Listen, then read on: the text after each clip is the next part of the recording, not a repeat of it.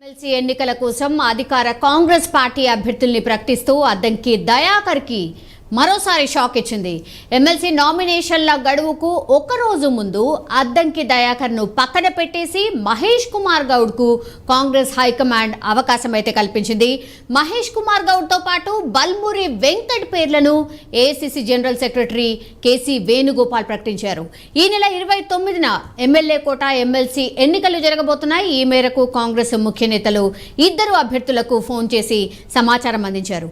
Input editor Sanjay join అవుతున్నారు. Sanjay, last moment వరకు కూడా అద్దంకి దయాకర్కి డెఫినెట్లీ ఎమ్మెల్సీ సీట్ దక్కబోతుంది అని ప్రచారం అయితే జరిగింది. అందరూ అనుకున్నారు కంపల్సరీ అద్దంకి దయాకర్కి ఈసారి ఎమ్మెల్సీ కన్ఫర్మ్ అని. కానీ లాస్ట్ మూమెంట్లో ఏం జరిగింది, ఎందుకని తెర మీదకి మహేష్ కుమార్ గౌడ్ పేరు ఎందుకు వచ్చింది?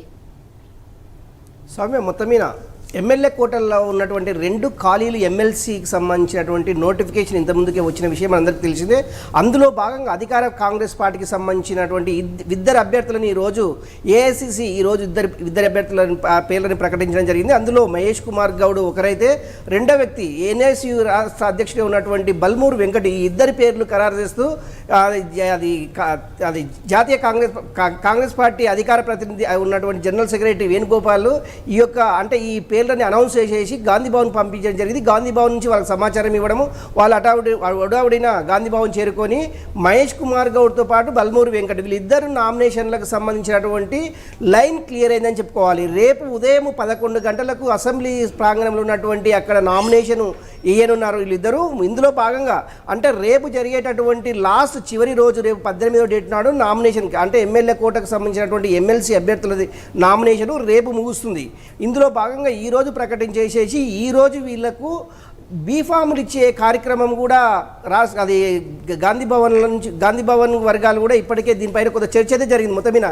ఎందుకంటే పీసీసీ అధ్యక్షుడిగా ఉన్న వ్యక్తి మాత్రమే బీఫామ్లని అది ఇష్యూ చేయాలి. అందులో భాగంగా బీఫామ్లకు సంబంధించినటువంటి రాష్ట్ర పీసీసీ అధ్యక్షుడిగా ఉన్నటువంటి ముఖ్యమంత్రి రేవంత్ రెడ్డి ఈయన విదేశీ పర్యటనలు ఉండడం వల్ల దీనికి సంబంధించినటువంటి ఇద్దరు బీఫామ్లకు సంబంధించినటువంటి ఎవరు ఇవ్వాలి అనే కొంతసేపు తర్జన అవ్వడం జరిగింది. వర్కింగ్ ప్రెసిడెంట్గా ఉన్నటువంటి జగ్గారెడ్డి ఈ 2 నామినేషన్లకు సంబంధించినటువంటి బీఫామ్లను ఈరోజు సాయంత్రం కానీ రేపు మార్నింగ్ కానీ వీళ్ళిద్దరికి ఇచ్చే అవకాశము చాలా స్పష్టంగా కనిపిస్తుంది.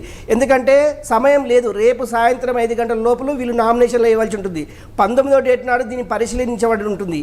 అందులో దీనికి సంబంధించినటువంటి ఇప్పటికీ 25 మంది ఎమ్మెల్యేలు ఒక్కొక్క క్యాండిడేట్కు వాళ్ళ సంతకాలు పెట్టేసేసి, అంటే మహేష్ కుమార్ గౌడ్కు ఒక 25 మంది, బల్మూరు వెంకట్కు సంబంధించినటువంటి 25 మంది సంతకాలతో కూడినటువంటి పేపర్స్ను కూడా గాంధీ భవన్కు అందజేయడం జరిగింది. గాంధీ భవన్కు సంబంధించినటువంటి అంటే కొంతమంది సీనియర్ నాయకులు కూడా ఈ యొక్క దీనికి సంబంధించినటువంటి అంటే ఈ పేర్లు ఎవరెవరికి ఇవ్వాలి, అది ఓటు వేయాలి ఎమ్మెల్యేలు అనే దాని మీద కూడా దీనిపైన కూడా కొంత చర్చ జరిగింది. సుమారు నిన్నటి నుంచి ఈ తతంగం మొత్తం సాగుతుంది. ఓన్లీ పేర్ల యొక్క అంటే ఎవరిని అది కేంద్ర అధినాయకత్వం ఎవరిని ప్రకటిస్తుంది, అంటే ఎవరి పేర్లను ప్రకటిస్తుంది, ఆ పేర్లు మాత్రమే పెండింగ్లో పెట్టి దీనికి సంబంధించినటువంటి 2 ఎమ్మెల్సీలకు సంబంధించినటువంటి పూర్తి వర్క్ను గాంధీ భవన్ వర్గాలు ఇప్పటికే పూర్తి కంప్లీట్ చేసిందని చెప్పుకోవచ్చు. అందులో భాగంగా అంటే నామినేషన్ పత్రాలు కూడా రెడీ అయినాయి. నామినేషన్ పత్రాలకు సంబంధించినటువంటిది కూడా దీనిపైన అంటే లీగల్ అడ్వైజర్ ఉన్నటువంటి కొంతమందితో సంప్రదించడం కూడా జరిగిందని చెప్పుకోవచ్చు.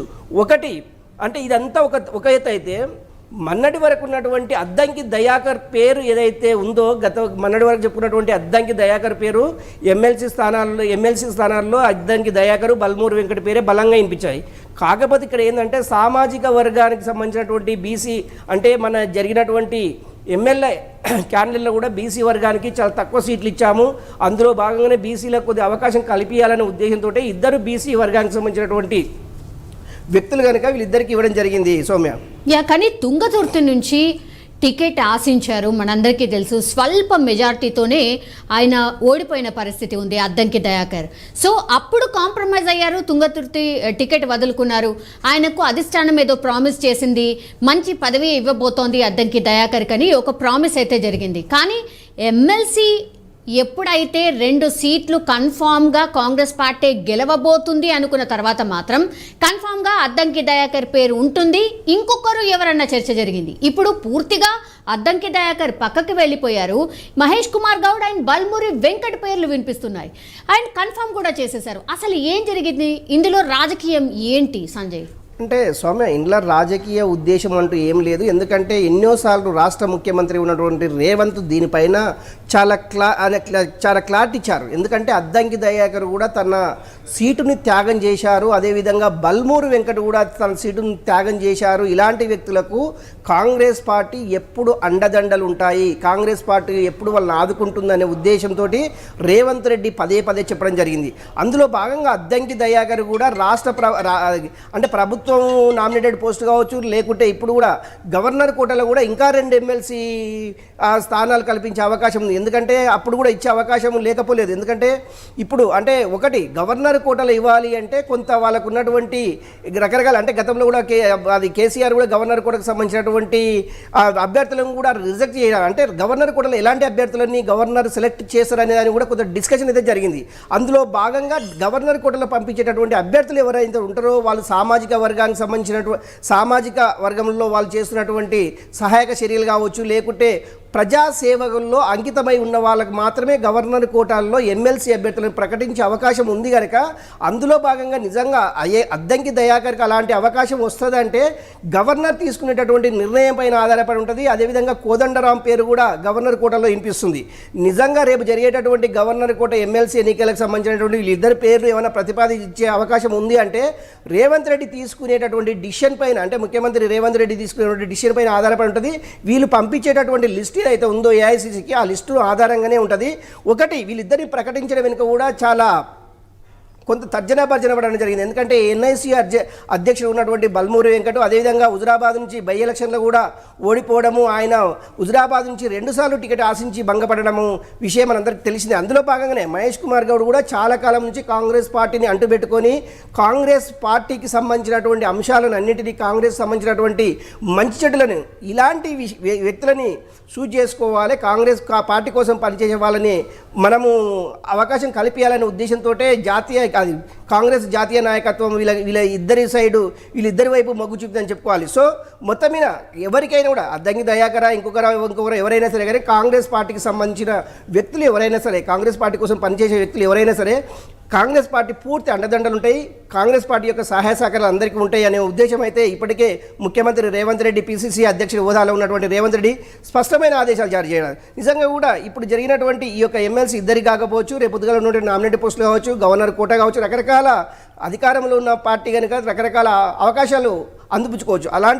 అందులో భాగంగానే ఎవరైతే పదవులు రాలేదని భంగపడకుండా, పదవులు రాలేదని నిరాశపడకుండా వచ్చేటటువంటి వాటిని వాళ్ళకు అన్ని అవకాశాలు కల్పిస్తామనేసి ఇప్పటికే కాంగ్రెస్ వర్గాలు, గాంధీ భవన్ వర్గాలు అయితే చెబుతున్నది సౌమ్య. ఎస్ ఆల్రెడీ సంజయ్, మొత్తం మీద అది తెలంగాణలో ఎమ్మెల్యే కోట ఎమ్మెల్సీ ఎన్నికల కోసం అయితే అధికార కాంగ్రెస్ పార్టీ అభ్యర్థులను అయితే ప్రకటిస్తూ అద్దంకి దయాకర్కు మరోసారి షాక్ ఇచ్చింది. ఎమ్మెల్సీ నామినేషన్ల గడువుకు ఒకరోజు ముందు అద్దంకి దయాకర్ను పక్కన పెట్టేసి మహేష్ కుమార్ గౌడ్కు కాంగ్రెస్ హైకమాండ్ అవకాశం ఇచ్చింది. మహేష్ కుమార్ గౌడ్తో పాటు బల్మురి వెంకట్ పేర్లను AICC general secretary KC Venugopal ప్రకటించేశారు. ఈ నెల 29న ఎమ్మెల్యే కోట ఎమ్మెల్సీ ఎన్నికలు జరగబోతున్నాయి. ఈ మేరకైతే కాంగ్రెస్ ముఖ్య నేతలు ఇద్దరు అభ్యర్థులకు ఫోన్ చేసి సమాచారం ఇచ్చారు.